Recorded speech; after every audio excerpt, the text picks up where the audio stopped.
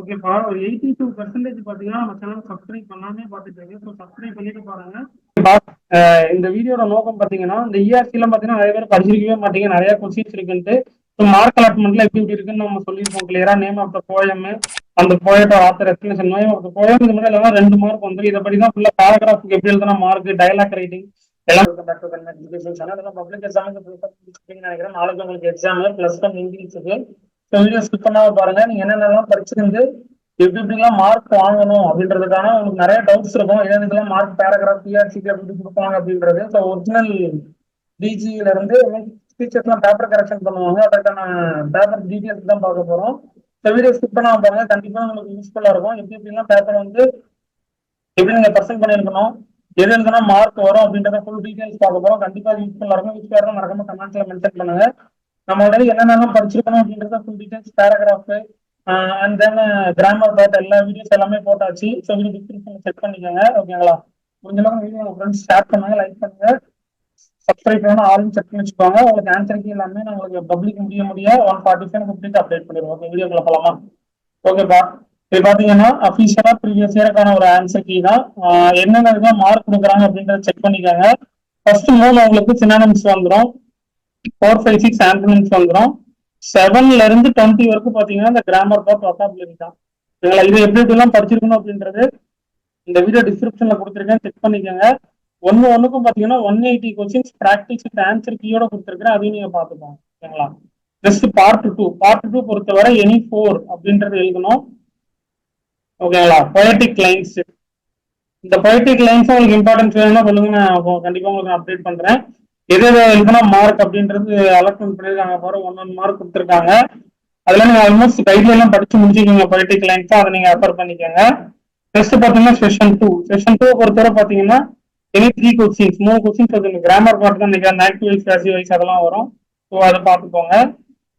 And then பாத்தீங்கன்னா part 3ல session 1 இதான் உங்களுக்கு இஆர்சின்னு நினைக்கிறேன்.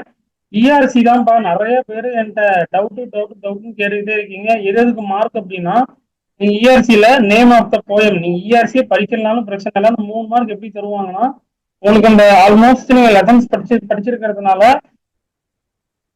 எந்த லெசன் அப்படின்றது இந்த போயட் பார்த்தோன்னா கண்டுபிடிச்சிருவீங்க. நேம் ஆஃப் த போயம் எழுதிருங்க, அந்த author name of the poet எழுதிருங்க. அதுக்கு 2 மார்க் கொடுத்துருவாங்க. நல்லா செக் பண்ணிக்கோங்க, அதுக்கு 2 மார்க் வந்துடும்.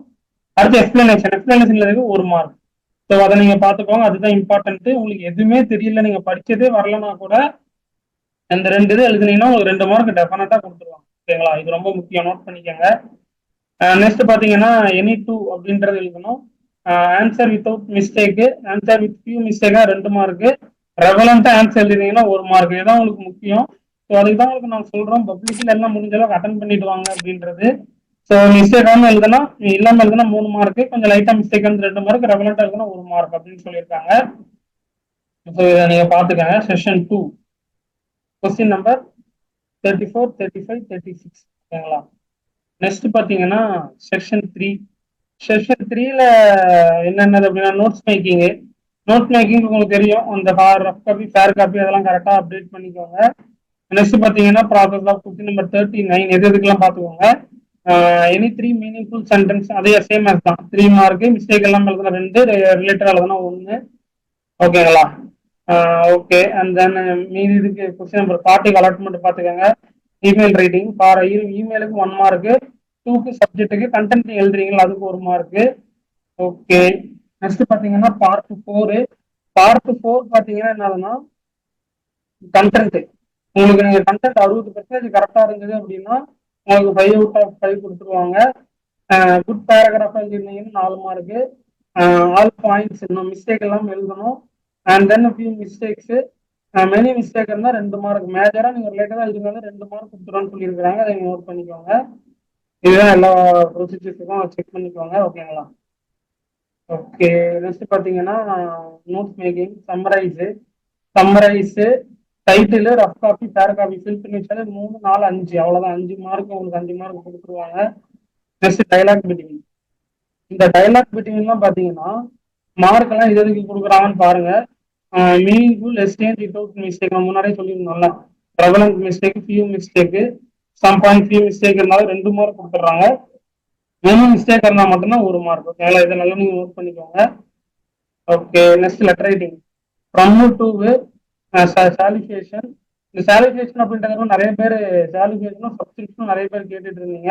அது வந்து யுவர் ஃபெய்த்ஃபுல்லி யுவர் ஒபீடியன்ட்லின்னு சொல்றாங்கல்ல, அதுக்கு தான் 6 மார்க் கண்டக்ட் பண்ணிருக்காங்க. 6 மார்க்னா ஒரு மார்க். ஓகேங்களா, அதை பார்த்துக்காங்க. தென் சப்ஜெக்ட் பாடி ஆஃப் லெட்டரா அந்த கண்டென்ட் மாதிரி நீங்க எழுதுவீங்கல்ல, அந்த ஃபீவருக்கு எழுதுற மாதிரி எழுதுவீங்க, இல்லைன்னா ஒரு ரெக்கமெண்டேஷன் பண்ற மாதிரி எழுதுவீங்க. அதுதான் உங்களுக்கு பாடி ஆஃப் லெட்டர்னு சொல்லுவாங்க.